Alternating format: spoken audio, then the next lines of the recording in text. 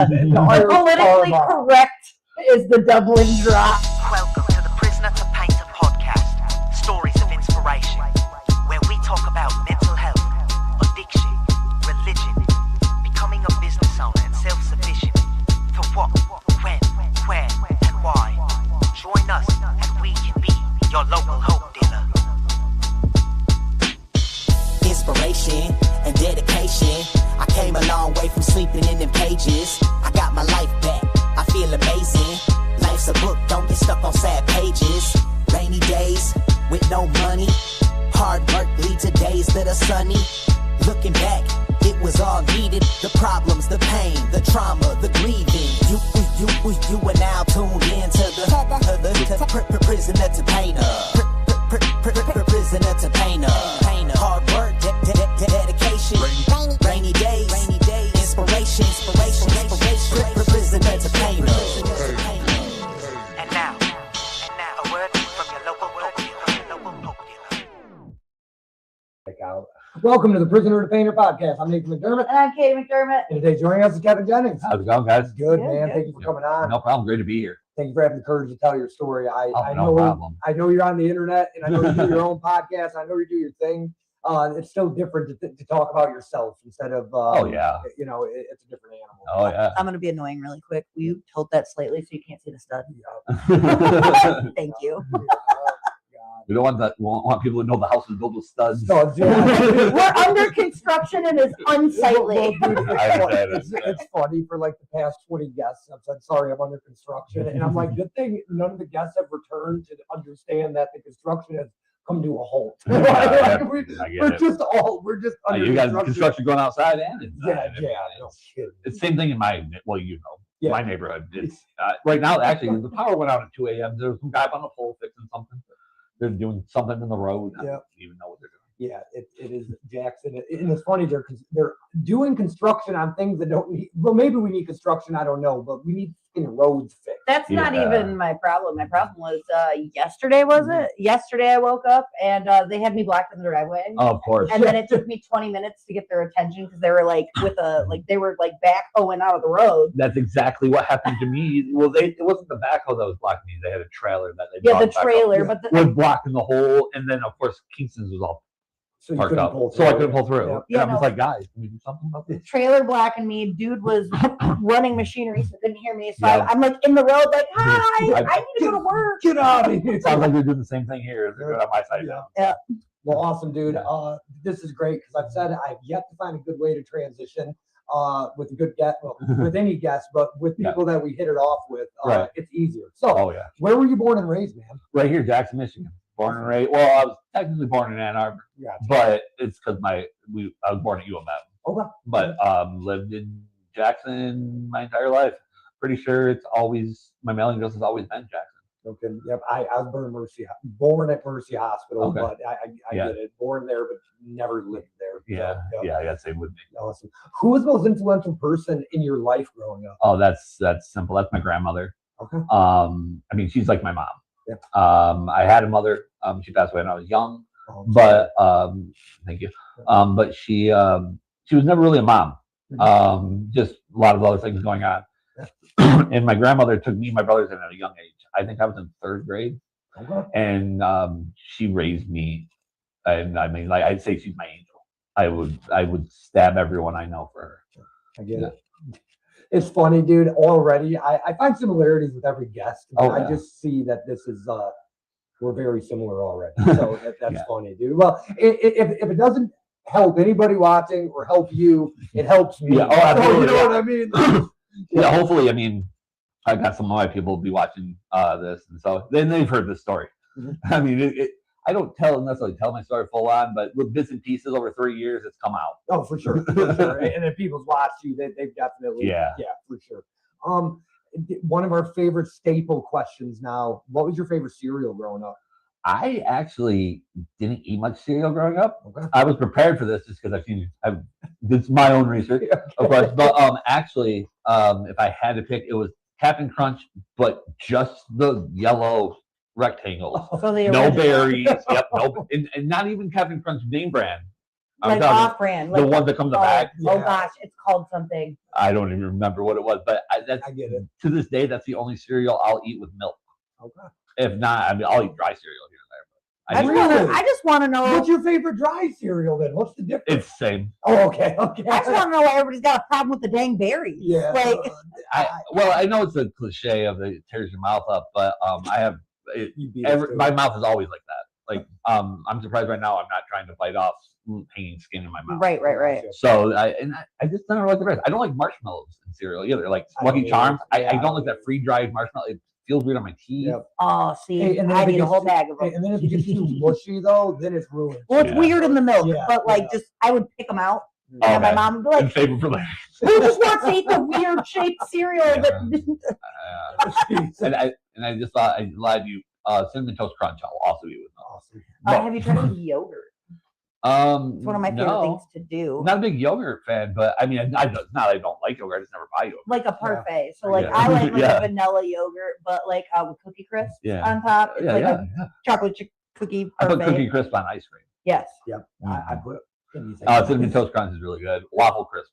Ooh. Anyway. Awesome. What was your favorite childhood memory?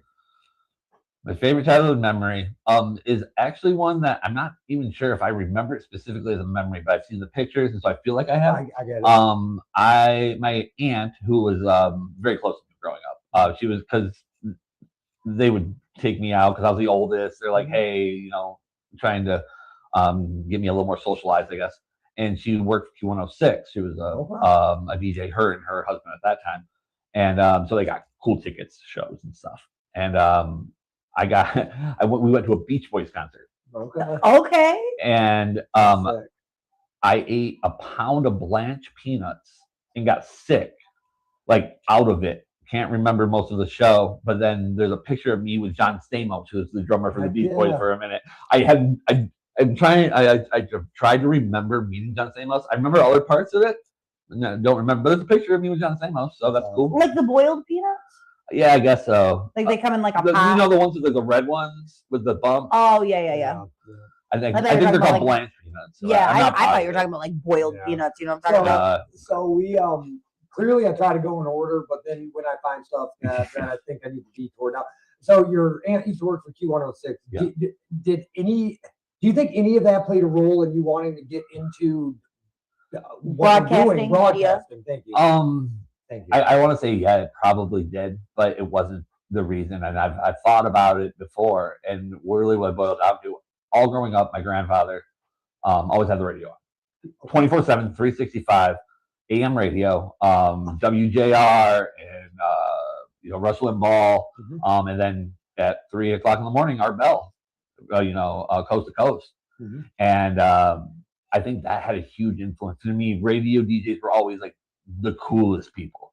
And even the AM guys. Yeah. And I was just gonna say, in the AM people. Yeah, exactly. I mean, Greg O'Connor, good friends with my grandparents. Met him a million times back when Big Dog was still alive, or K105.3. I had probably my best friend in high school. She actually DJ'd for K105.3 for a minute. Cool. So, but I mean, I've had a lot of outside influences, but I think it really boils down to just always hearing the radio. I mean, I begged my grandmother one year for a karaoke machine that records, and I would do radio shows. Well, and I remember doing that. I mean, I bet you there's still tapes somewhere. I wouldn't show them. I'd kill for one of those. Okay, so you like a lot of people would. The AM with the coast to coast. How do you feel about Space Ghost coast to coast? Well, I mean, if you want to, parody Art Bell, he's just kind of my hero. Yeah. No, I actually, it's funny. I watched Space Ghost coast to coast on my show. I love cartoons. Anytime I get a chance to squeeze a cartoon in, I'm squeezing a cartoon. What's your favorite cartoon as a kid and then now as an adult? As a kid, Rocko's Modern Life, hands down, no question. Other than Rocko, nowadays, I mean, I've transitioned to a lot of the adult type cartoons. I love Bob's Burgers, Archer. I love Bob's Burgers. So my favorite Archer episode is the Bob's Burgers. Oh yeah, because it's the same voice actor. Yeah, H. John Benjamin's amazing. I think Bob's Burgers edges out Archer just barely. Yeah. But it's up there. I've been watching on my show a lot because during my break times, I just play cartoons to keep everybody happy. And I've been watching Aqua Teen Hunger Force. That ranks up there too. It's just so good. The writing is so good. Who's your favorite? Oh, Master Shake. Okay. Yeah. I like mine's Meatwad. Yeah. And Carl. Carl. I love to hate Carl. Yeah. But... I mean, they're all great. I mean, I guess Frylock is the only one that I'm like, I don't think I'd hang out with him, but I'd hang out with Master Shake, Meatwad, Carl, any of them. I also like the little pixelated alien dudes. Oh, we just watched that episode actually yesterday. So going back, we always ask what your favorite childhood memory is. We have to always ask on the other side of the coin. What was your least favorite? That's a tough one. Like, before the show I mentioned that my mother passed away, but so I mean I can't not say that, but it really wasn't my least favorite. There was a time when going through the transition between my parents to my grandma's house, I acted up. I was in 3rd grade. And I one day didn't want to go to school. I hated going to school, but it's because I didn't want to leave my brothers. My grandma didn't recognize that. She just like sliding on to school. She's dragging me into Ezra Eby Elementary School at Napoleon. And I swung my backpack at her. Well, eventually she got me I went to school. I come back that night, after school or whatever, and I didn't think anything of it. Up. And my grandpa, my papa, the Polish one, he had the yellow notebook paper, and I had to write 150 times, "I will not hit my grandmother with my backpack." And I mean, it's not so much that it was like a bad memory, but it was probably like I still remember the emotion and just like how terrible I felt of like, oh, I did that. That's that was mean. Out of 150 guests, everybody has took what I said. I've never said your worst memory. I've never said. I said. I've always said your least favorite childhood memory. Okay. And I'm not discrediting anybody. You're the first one who's actually answered it as what I intended. Oh well. So no. But I like that answer. I really because I have a worst memory, but my least favorite is actually different because of what you just said, because of my part in it. Well, because we're not trying to like re-traumatize people and be like, "Oh, tell us your trauma." But something that like do you get the guilt cycle where like, I should not have said that? I still feel the shame from hitting my grandma. Like she's my angel. And I mean, I lived in M50 for a while, so I mean, I've watched dogs I love get hit by garbage trucks. Yeah, whatever. It's not the same. No, I grew up with hunters, so dead animals were dead animals. Another thing I want to say, just observation. My grandpa was from Poland. He was not a good man. Beat on his kids type stuff, bad. I like your grandpa's approach. Hey, we can still discipline you and not beat your butt. So don't get it wrong. My grandpa, he used to wear the slip-on boat shoes, the rubber bottom. Yeah, like Dockers. Oh yeah, you ever caught one of those? Not that specifically, but that wooden spoons. He was very much whatever he grabbed, he was going to throw or hit you with. I mean, never viciously. No, I got you. It wasn't like he's throwing knives at us, but those shoes, and he had 2 replaced knees. He didn't get along well. Worked his whole life in ice and stuff. His hands were huge, but he could move. He was 80 years old, and if he wanted to come beat you, he was gonna come beat your ass. He wasn't afraid. Man, that is. Thank you for. I wouldn't even say being vulnerable, but thank you for sharing that. Not a problem. Not a problem. That might be something that even my people have never heard. Yeah. I don't talk much about my papa. It's just never doesn't come up much. Yeah, no, and this is one of my favorite things to ask because I think when we hear these stories, and let's say in 50 years, maybe your kids or somebody who knows you, whatever. What was your grandma and grandpa's name? Last name Conopatch. First names? Betty and Connie. Betty and Connie. Well, or Walter was his legal name, but his last name was Conopacki. Okay. And they owned a fish and seafood place here in Jackson for like 50 years. Awesome. Right before I was born, they sold it.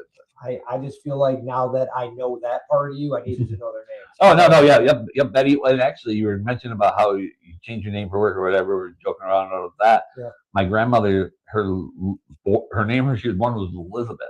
Okay. But she always went by Betty. She had an uncle, I think, that died, left her something, but put her in the will as Betty. So she had to change her name to Betty. And then she was just Betty forever. That's funny. That's funny. Now's the perfect time to ask. If you could go back to any day in history, only to observe, you can't change anything, what day would it be and why? I'm not sure the exact date, but it would be Wembley Stadium, Queen, during the Live Aid. Yes. Okay. Live Aid or Aid Live, whatever it was called. I've always been a musician, and like thinking about playing. If you ever see the pictures of all the sea of people playing in front of that, I mean, it gives me goosebumps thinking about it. Is that the Dale? Yeah. The one that everyone sees, Freddie Mercury. I mean, pretty much every highlight reel he's ever done. Why wouldn't they? Right before he died. Yeah, that was his last. That was his last big he was thing. deep in days. Okay. And then well, I guess you answered why, so never mind. That answers the question. So moving into school, did you have a normal school experience, like in terms of sports? Actually, we're going to young school right now, so sports, I mean, it was normal. I went to public school. I went to Napoleon until third grade. Okay. They actually just tore my elementary school down. Yep. Yes, I've seen that. It was gone like that. I didn't know about it. My dad, who also went there, he was like, "Do you want a brick from it?" And at first I was like, "Yeah." And then I'm like, "I don't want to haul a brick around the rest of my life." I don't have that many memories. It was only until second grade. But then I went to Michigan Center, and starting in fourth grade, and that's where I graduated from. But yeah, it was normal sports. I was forced to play baseball. I hated baseball. Just wasn't good at it. I wasn't real good at a lot of sports. I was like jack of all trades, master of none kind of guy with sports. And baseball, I just never got caught my fancy. But yeah, AYSL soccer, and which I continued playing soccer, reffing soccer and stuff. But yeah, just pretty much other than that, pretty normal. I mean, as normal as you can with my grandmother, who was at the time 60, coming out of retirement, and couldn't raise normal school kids. But yeah, we did everything we wanted to do, and dance classes and everything. Awesome. I mean, we did all the normal stuff. It's kind of funny to me. I went there years later for alternative school, so that's funny. Okay. Yeah. I went back there years later because I ran cross country in high school. Okay. And that was where the cross country track was. That's actually where I broke my right ankle. I can't believe they have a cross country track out back. Yeah. Did it get covered up or something? No. Well, what people don't realize is that where all those trails were? Yeah, the trails that go back behind the playground. But that course was 3 laps. Okay. So it's 3.1 miles, 5K. Wow. And so it's 3 laps all the way around, like down all the paths. Gotcha. Because there's not a lot of space over there. No, we used to smoke out back. There's right as you come into the trails in the back, there's a turn and there's a berm, like it's kind of like built up. Yeah. That's where I broke my ankle. No kidding. Yeah, I crawled out, like army crawled out. It was like my dad was at that meet, and he's like, oh, I haven't seen Kevin yet. Other people about my speed were already past, and he looks over and I'm recrawling. Oh shit, we better get out. Yeah, that was fun. It was a good time. Do you have a favorite teacher in a favorite subject, and were they exclusive or were they different? That's yes and no. I mean, as far as favorite teachers go, is Miss Kinch, hands down. Okay. But I remember she really taught me to love history. But she was also my 5th grade teacher, where she taught math, she taught English, she taught everything. She was a teacher. Yeah. But yeah, that definitely Miss Kinch, and history was my favorite subject. It always was. Civics, social studies, basically. I mean, the social studies. What's your favorite point in history? Favorite point, the most interesting point, like your Roman Empire per se. Like as far as like what I think would be the most interesting, or was the most interesting, was I mean, I really like the 300 era Romans. It was just a different time, and it's also crazy to think. My uncle brought this up, that there is thousands of years of civilization before them. We think of that super ancient history. No, that was actually pretty recent history in the form of the beginning of history. Yeah, for sure. always been super interested in like religion and history of religion.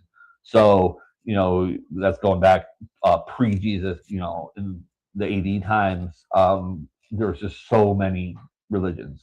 And it was crazy that there's people have never met each other that were basically practicing the same religion. Yeah. So that kind of stuff. But most interesting, I think 300 Roman Spartans. Troy. Yeah. It was an interesting time. Okay. Did your grandma, grandpa, dad, anybody have a hand in you liking social studies and politics and stuff of that nature, or do you think you grew into that on your own?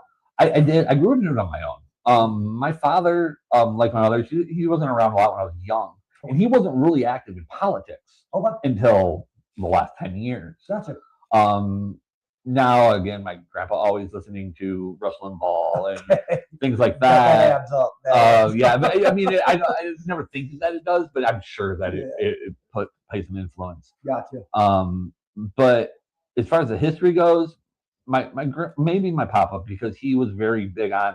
He was a World War II vet, and he never went across, or he never went overseas. He served. He was a cook on ship. Oh, that's a vet. Yeah, Yeah. No, absolutely, a veteran. But he was very big on like knowing that era, so that like history repeats itself. Don't let history repeat itself. Yeah. Mm-hmm. So yeah, it didn't play a big influence. I think it was just easier for me to learn that. I'm terrible at math. Math is a foreign language to me. I agree. So I guess science was a close second. Yeah. I mean, science is cool. Science is so cool. Yeah. Science is super cool. Man. Did you go to prom dances? Yeah, yep, I did. Usually solo. Okay. I was not the confident Kevin that you guys see today. I just was a little nerdy. I wore a lot of sweater vests. That's highly specific. Yeah. It doesn't track either. But... No one really gets it. I wore khaki pants, at least some form of khaki pants, basically till my sophomore year in high school. Okay. So I mean, there's a few dances. I mean, both proms, junior and senior prom, I had a date.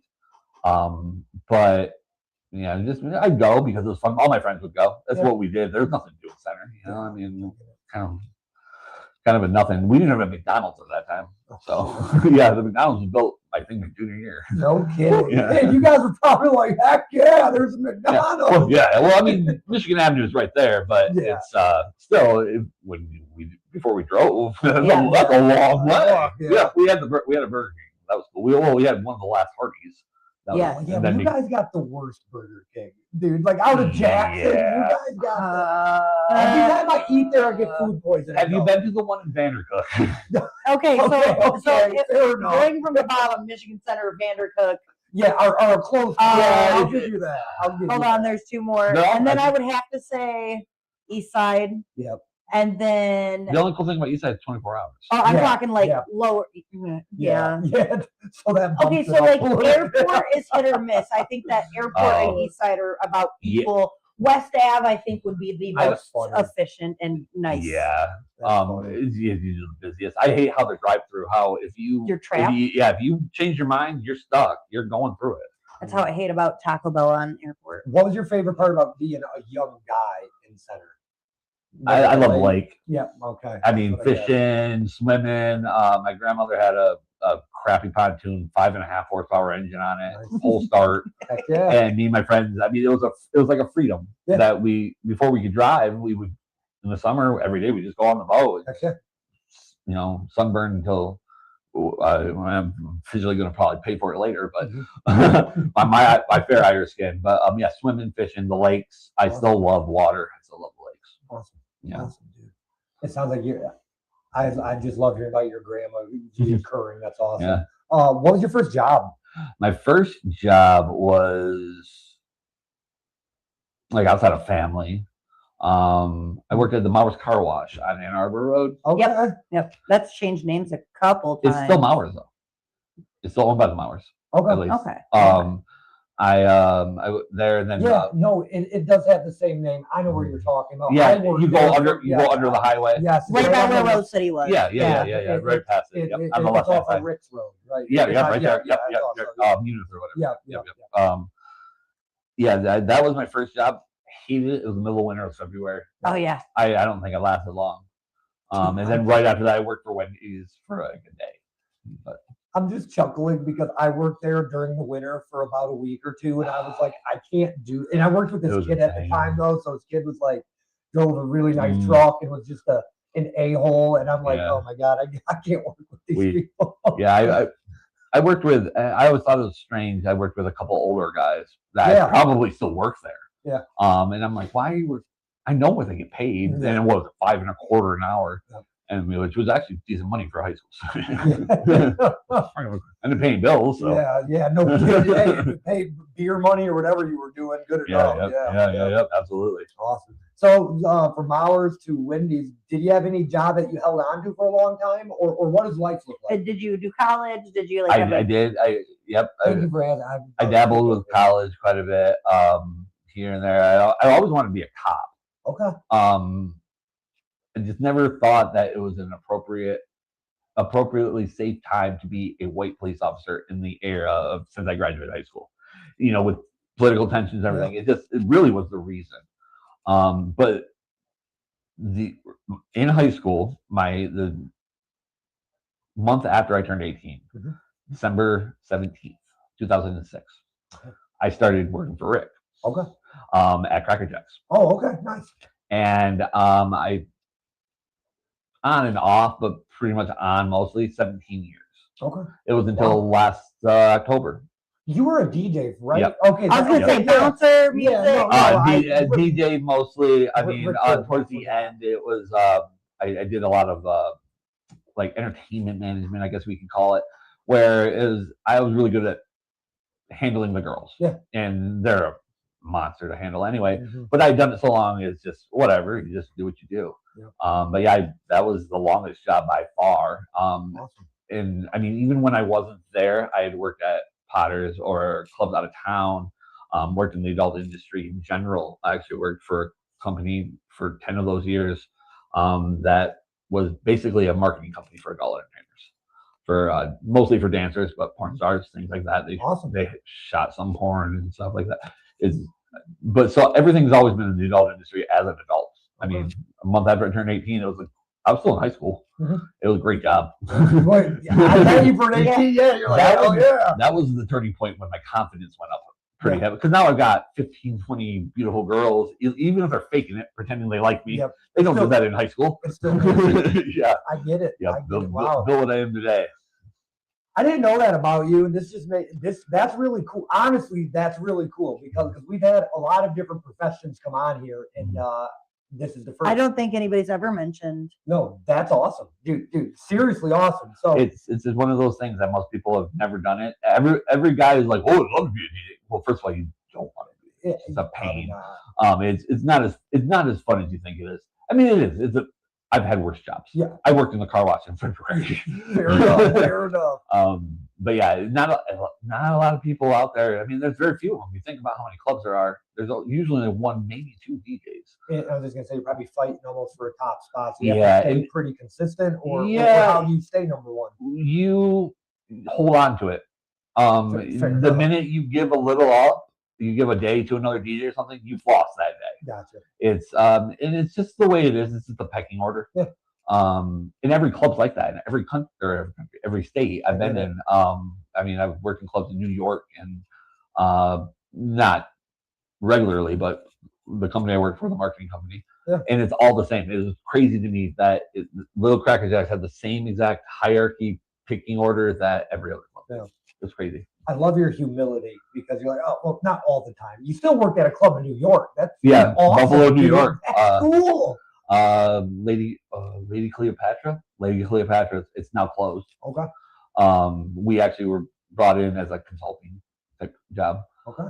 Where we would go in and we observe, give advice, and I remember the management was not cool with being there, and eventually it was we got fired, but not really. And we're like, hey, this is what we think you should do.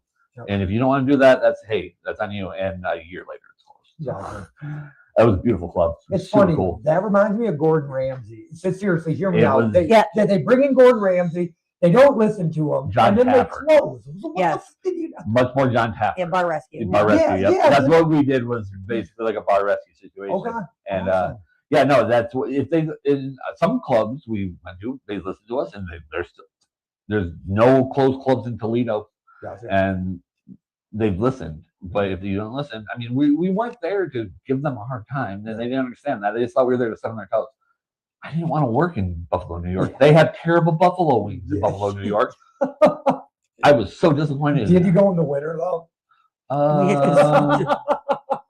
It's cold as hell. It wasn't. I was trying to remember, but it wasn't winter. It was. I don't think there was snow on the ground.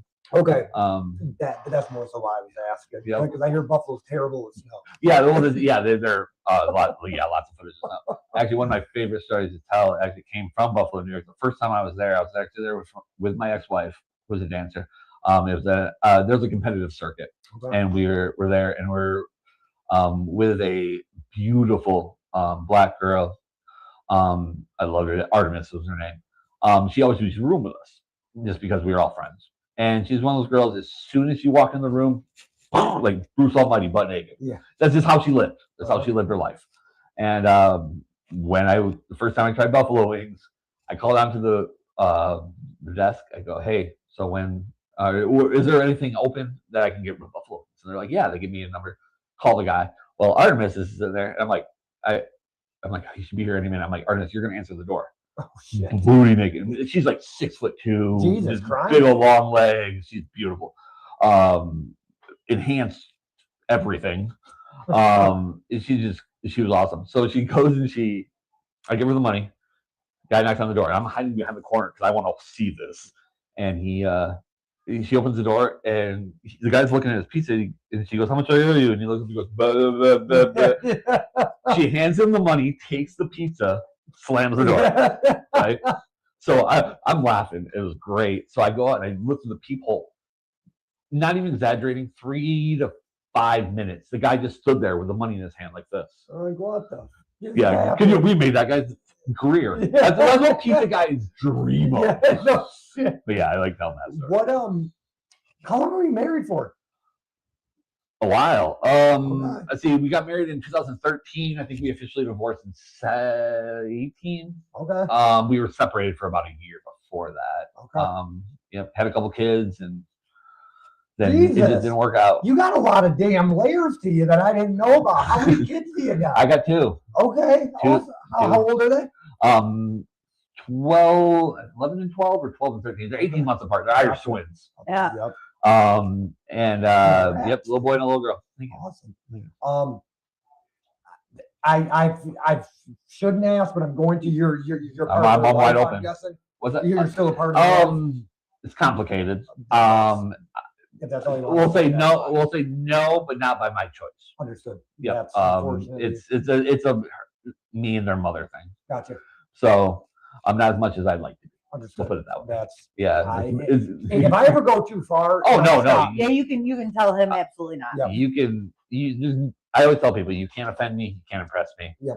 You know, like that. I've seen so much. I've encountered so many things that whatever, and I'm an open book. Mm-hmm. And then if it was to ever meet that, I would probably congratulate you for doing it. No, one of the things we pride ourselves on, you probably heard me say it 100 times, there's no agenda, there's no nothing. So I try to make sure that I don't. We purposely don't do hot button questions. Yeah. Right? Like I feel like a lot of I have done one the entire podcast for Joe Exotic. Yeah. Wow, dude. So I'm just trying to understand the progression before you get to where you're at now. Yeah. So you started Cracker Jacks when you're roughly 17. Mm-hmm. How long do you stay there until you go to your next endeavor? And then what is that? I was there from 2006 till 2012 or 13. Wow. Okay. And that was when I started working. Well, I was DJing at Potter's now. Okay. I moved over there. They started paying me more, and also the marketing company. I forgot that he did. Sorry. So yeah. He had that always so the open. competition's It was volatile. I can imagine. Competition. It was bad. I forgot. I used to go on to there's a website, I think it's still there, called Two Sheds. Okay. It's just a forum site for strip clubs. And I would throw just mad shade at them. I made different usernames and everything. So it was like Reddit, but specifically. Yeah. It was like early Reddit, very early Reddit. It was all borderline 4chan. Closer than you think. Okay. It was a Reddit for strip clubs. Yeah, I mean 4chan. Yeah. I'm a huge Redditor. I had to ask. Yeah, I think I mentioned it earlier that I started as a troll in YouTube chats and things like that, and Reddit and 4chan, 6chan, and 8chan. I'm sure there was more. I don't remember, but so I've been real big in that world. Yeah. Do you think that people still troll today? Because I feel like it's changed a lot, but they're like not recognized as like trolling. Yeah. No, it's absolutely still a thing. Okay. I don't see it as much. You hear about it more than you think.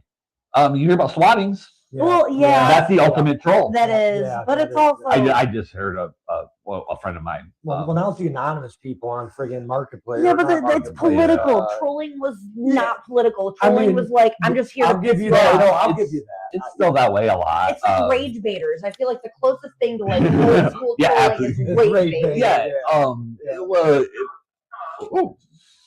Sorry, guys. No, you're good. No, you're good. I was like, I thought it was me. Yeah. Well, I felt it vibrate, and then my thigh must have answered. Well, dude, I've had my phone go off so many times. Yeah. Katie now reminds me 3 times to turn it off, and sometimes I still don't.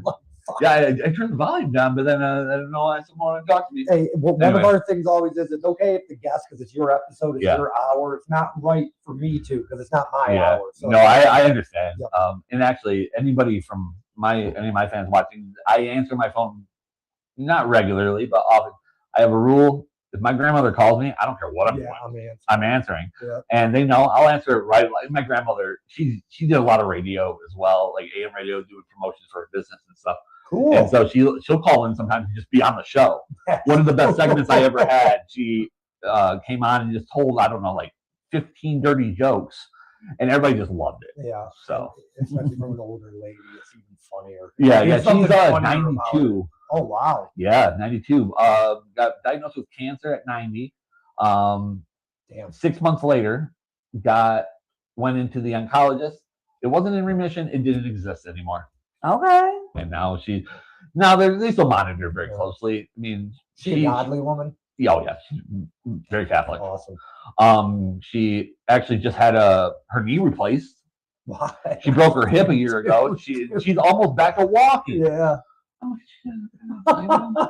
When did you start your first podcast?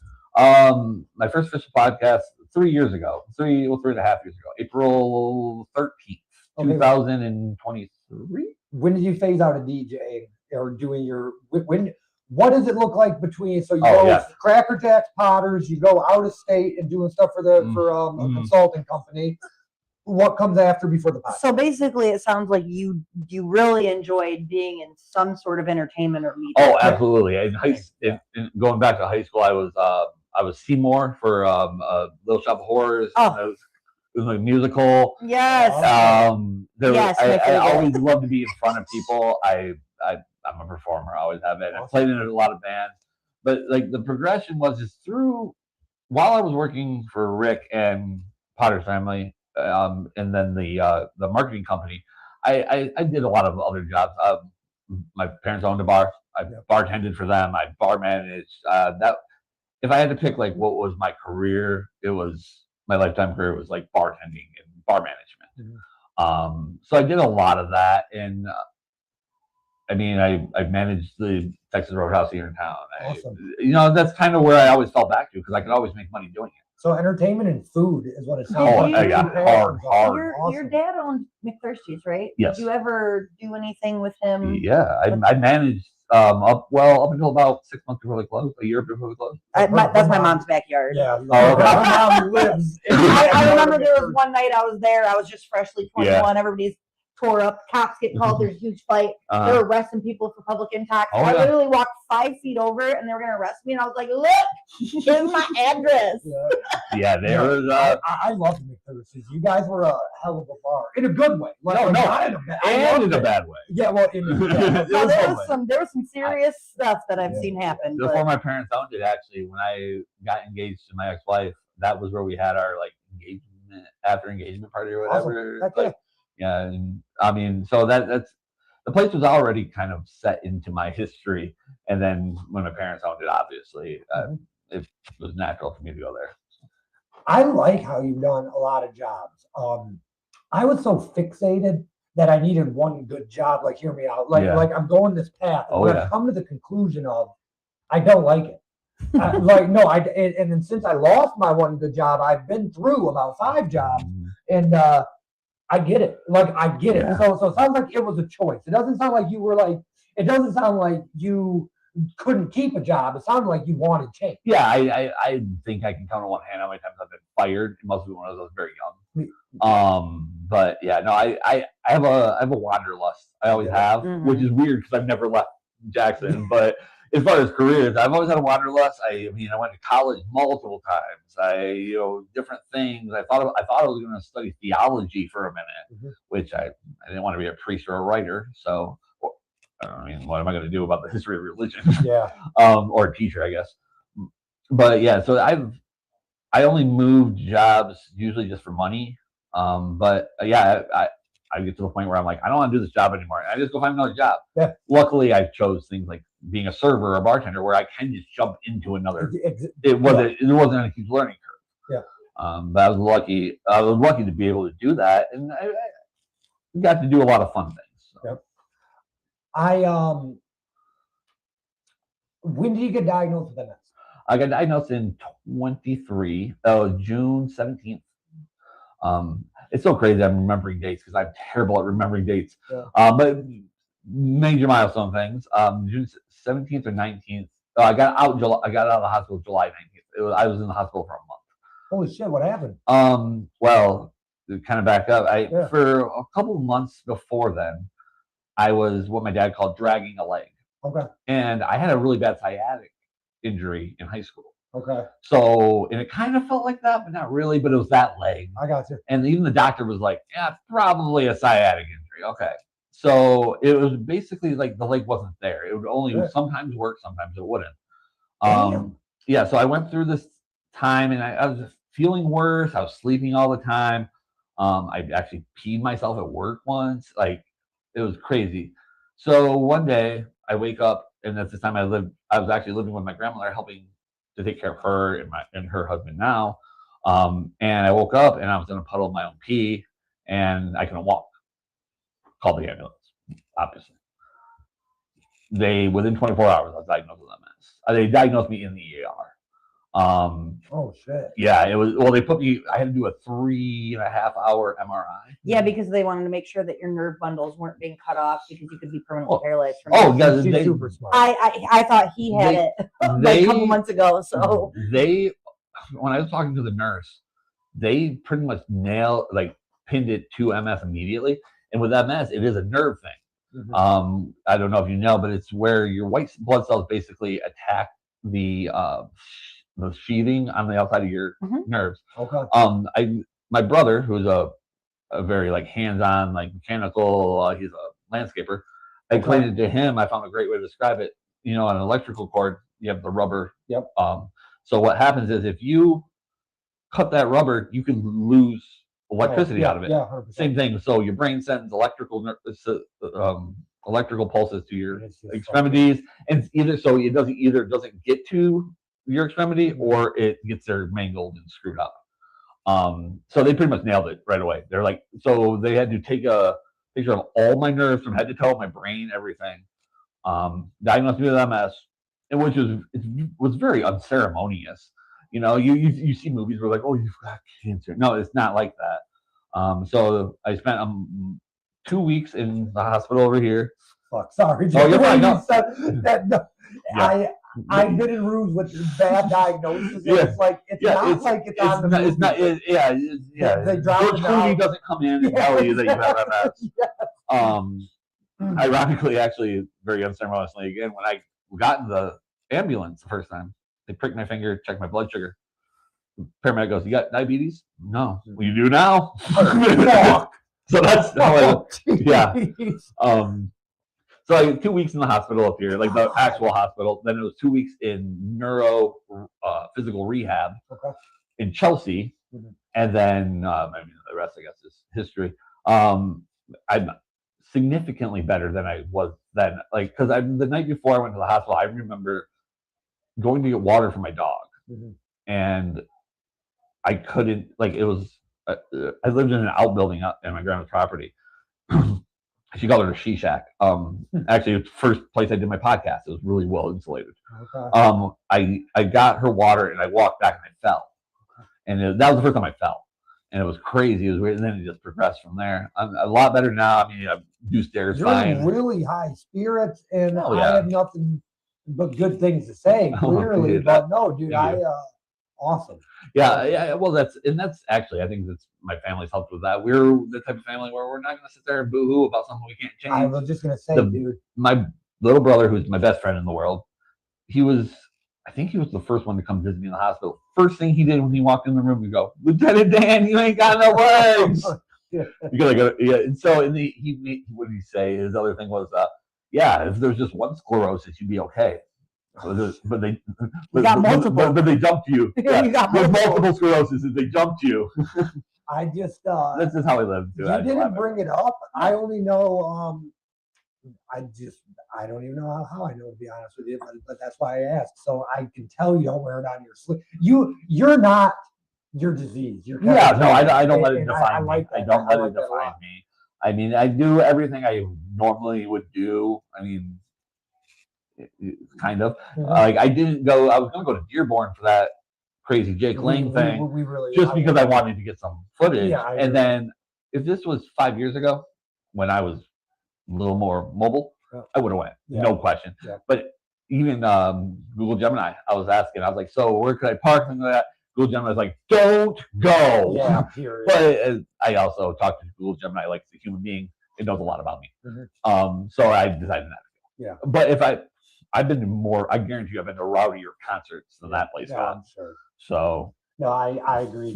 Go to one old school rock. Hell, even go to a Charlie Daniels concert. That's probably rowdier. He's not even rowdy. One of the first concerts I ever went to were Marilyn Manson. Did you open for them? Slayer. Yeah, that's rowdy. That's rowdy. Probably the most rowdy and old demographic of a mosh pit I've ever seen in my life. Just 40-year-old skinheads just punching each other. I agree, because I was at one of the last mayhems they did, and it was right before Lemmy from Motorhead died, and he played, and people were losing their minds. But he was so old and so drugged out, like you could barely understand what the hell he was saying, but people were like, yeah. I don't feel like we ever have enough time. We're coming close to the end. Yeah, we do.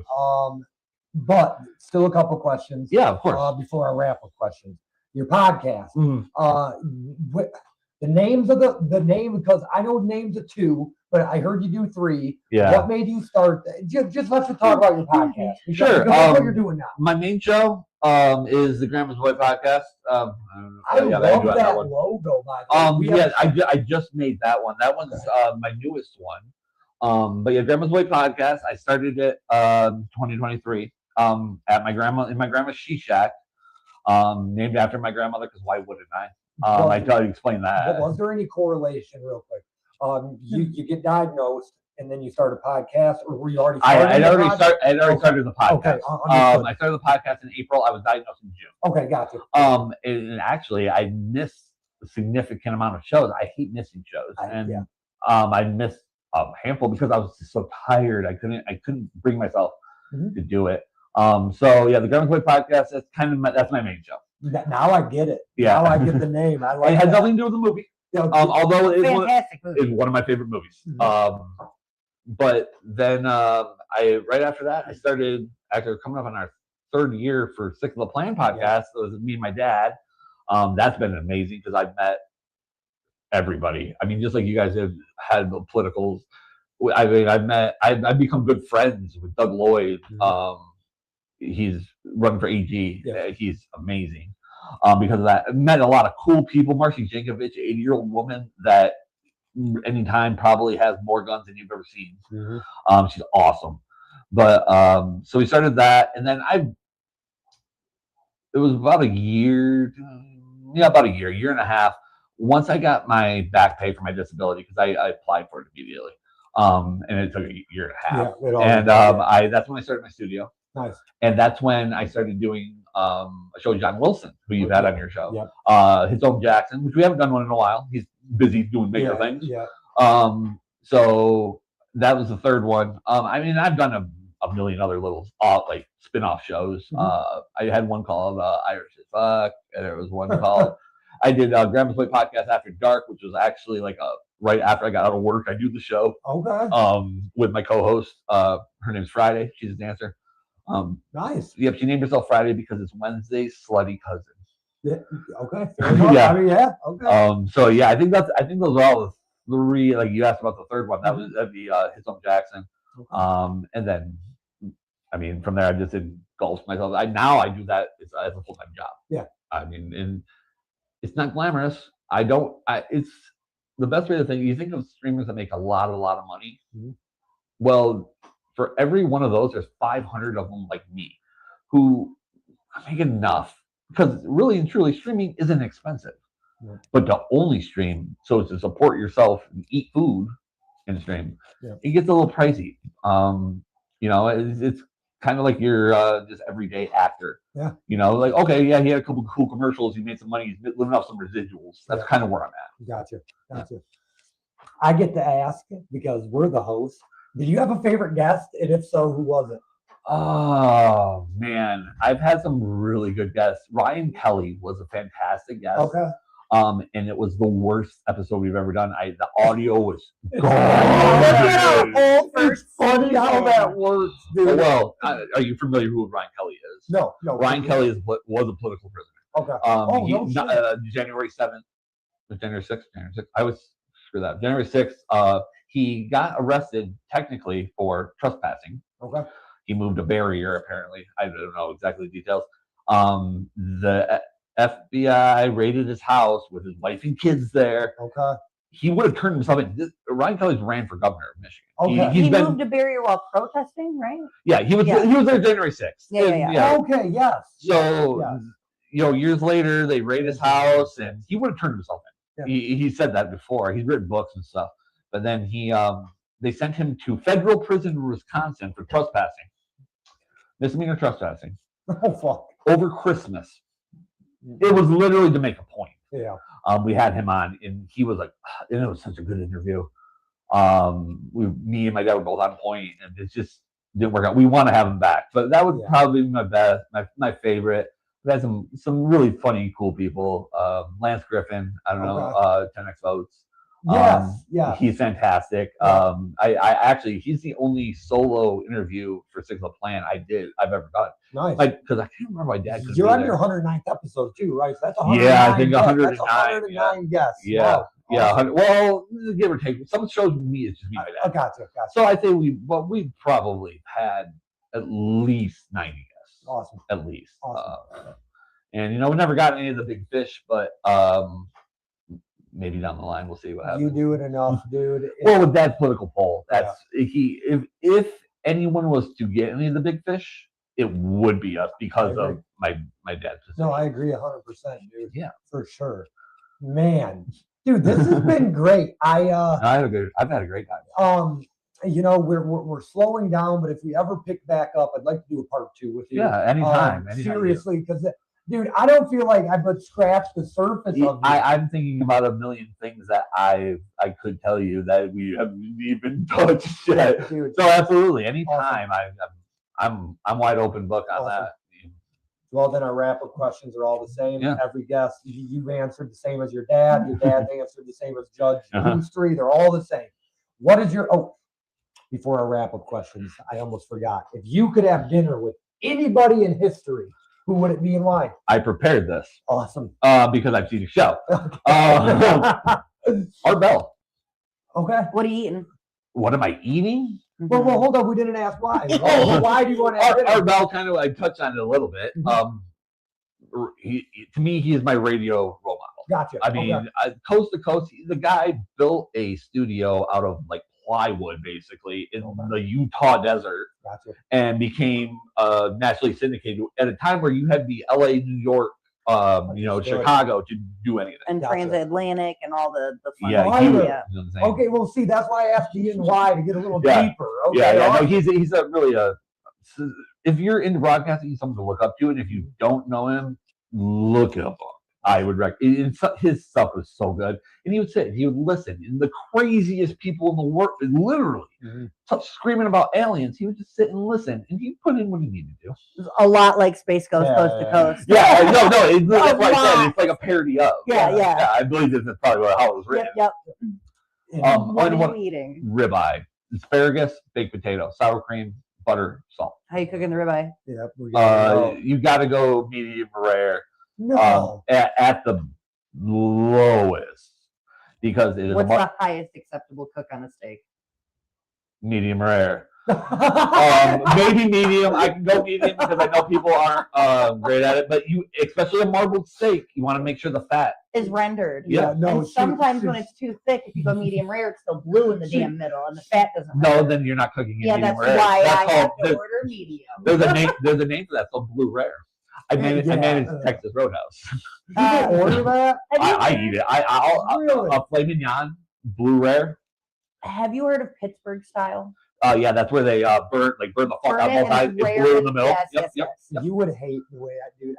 I want it so done that the table fucking shakes when I'm cooking. Every time that someone orders a steak like that, there's a kitchen manager at a steakhouse who dies a little inside. If not all the way. Well, I've killed a couple. I've killed a couple. My ex-wife was the same way. She wanted it dead. She wanted shoe leather. Yep. And I'm like, don't even come near me with that.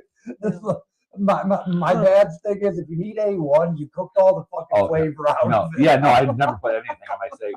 I put some barbecue sauce on a pork chop the other day just because it was super dry. Yeah, it depends on the quality of the steak. I'm like, no A1, and then I cut into it, and I'm like, I guess A1, please. I'm not going to eat a crap quality steak, though. I am bougie. I'm like, I grew up not poor, but, very standard. But I am bougie about meat. My steaks, they got to be. What ribeye do you get? Now we're cutting hair. I just want to know. Now we're splitting. I prefer the bone in. Really? I like, anything with bone, you're going to add a little bit of flavor, especially when your fat renders, you're going to get more flavor. I just like heavily marbled the bone. Oh yeah, the bone is yes flavorful, but I'll do a Delmonico or a porterhouse. Well, yeah. I mean, a porterhouse is technically two steaks. Yes. So it was a ribeye and a fillet, correct? Yes. Is that right? And fillets are overrated. Yeah, I agree. It does get very too expensive for a steak this big, and the only reason we like them is because they're easy to eat. Yep. Anyways, sorry. What is your definition of success? My definition of success, I think, is it's an ever-evolving goalpost. I mean, the goalpost is always moving for success. I think that total success, I mean, making it to heaven. Yep. But anything before then is just a goal. Okay, I want to make this much money. I want to go to this country. I want to be a better person. Those are all just goals for the success of making it to the kingdom of heaven. Okay, so like the finish line would be heaven in a marathon. Absolutely. Okay. Our thing is here, we never compare, we only relate. Well, of course. I want to relate your answer to somebody else's. And I just think this is fucking kind of funny. Yeah. We have interviewed pastors. I mean, literal pastors of churches. Yeah. That was not their definition of success. That is just interesting. Maybe that is comparing, but I'm not trying to. No, that's not comparing at all. Actually, it's interesting to hear. Yeah. And what's funny is I'm not a deeply religious person. I just like that answer. So I consider myself agnostic in most cases, but I believe in a creator in heaven. I really, truly read the Bible. That's literally what God said should be your definition of success. Yeah. Period. Wow. But that's interesting to hear that it's never. I love that. I feel and I didn't prepare that, by the way. I prepared the other one. I wasn't ready for that one. I feel like this, for the sake of I feel like they're non-obvious is what they answered. Because like I feel like you would assume Okay, obviously. yes, if right. they don't maybe, say yes, that. yes. Like when we asked who they would have dinner with, they didn't say Jesus for obvious reasons. Yeah. You know, so. Yeah, y'all absolutely. Because, I they, wouldn't wanna- because they would say obviously Jesus, so I'm going to decide somebody else. I saw the final supper what they served. I don't want to eat dinner. Yeah, with them. I want to eat dinner. I mean, Jesus, you're cool, Terrible. bro, but I'm like, come on, you ain't got cooks. What does legacy mean to you now? Legacy also changed, but not as much. I think the legacy is what I leave for my children, and not so much even physically what I leave for my children. What they like, how well I talk about my grandmother and my grandpa. I hope my children talk about me like that. Yep. That I was at least a okay person. Yep. But yeah, I think that's pretty much the textbook definition of legacy, really.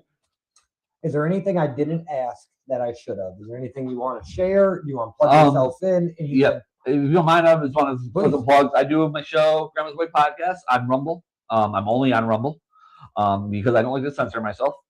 I did a really good job this show, but Surprisingly, I think we did also. Yeah, we did too. Pretty. I do Monday through Friday. Mondays at 6 p.m. Tuesday, Wednesday, Thursday, Friday at 2 p.m. And it's just rumble.com/c/Grandma's Boy Pod. Yeah, I believe they have a weird way they set theirs up. Or you can follow me on Twitter, x.com/Grandma's Boy Pod. You can always know that. And then Sick of Plan Podcast every Monday at 2. Political podcast I do with my pops, and it's heating up. Election season's around the corner. Other than that, I think we covered just about everything without going into another 5 hours of broadcasting. So Well, we will. Like I said, we're slowing down we got stuff going on, but I want to have you back on. yeah, I this think past it would the be surface. I think it would be a blast. I agree. If you now met younger you, would you guys get along? No. Not like, is that you and him or him and you? Like He he's would. not, I don't think he would like me. Not that I don't think so much that he wouldn't like me. He wouldn't approach me. Gotcha. The younger Kevin was very under the radar, nerdy, like the sweater vest and khaki pants. And someone like me, I think, would be intimidating to that Kevin. But I think if they actually talked, I think they get along. Awesome. okay, if you had one word to describe your entire journey from where you started to where you will end up, what is it? Weird. Okay. All right. Trust me, there's, like I said, there's stories that we get into that even push it weirder. Yep. So I mean, I've done a lot of things, never left town, but I've done a lot of things people have never done. So Awesome. weird. Here's a good point. Okay. Kevin, thank you, brother. Thank you. Thank Thank you. you. I'm Thank you for having me. Cut these live. And then we'll have you center table on the wall. Oh, okay. That concludes today's episode. Until next time, it's Prisoner2Painter. Ain't no way that you can stop this. Turning back is not an option. Remember, I was down bad, homeless, addicted. My story so sad. You wanna change, gotta make a change. See the change, gotta be the change. Went from prisoner to painter. Manifest my life. I no longer live in anger. No way you can stop it. Turning back is not an option. No way you can stop it. Turning back is not an option. No way you can stop it. Turning back is not an option. Went from prisoner to painter. Now I feel so accomplished.